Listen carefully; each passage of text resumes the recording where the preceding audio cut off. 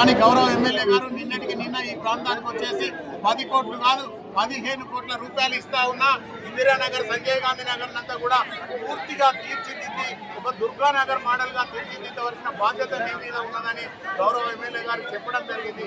వారి మాటలను అనుకరించి తప్పకుండా ఈ ప్రాంతాన్ని అంతా కూడా ఒక మోడల్ టౌన్గా చేసి ప్రజలందరికీ అందిస్తానని చెప్పేసి కూడా ఈ సందర్భంగా తెలియజేస్తూ ప్రజలందరూ కూడా ఆలోచన చేయవలసిందిగా కోరుతా ఉన్నాను.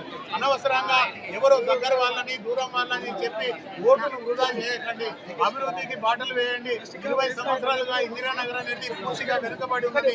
ఈ ప్రాంతం అభివృద్ధి చెందాలి. మీరందరూ కూడా ఆరోగ్యంగా ఉండాలి.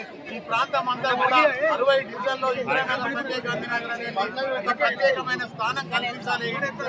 ఈ డివిజన్ అభివృద్ధి చేయాలంటే ఏకైక లక్ష్యంతో ప్రతి వాళ్ళు కూడా 11 తారీఖు నాడు జరిగే ఎన్నికల్లో చేతి గుర్తుపై ఓటు వేసి భారీ మెజార్టీ ఇచ్చి కౌన్సిల్ కు నన్ను పంపించండి.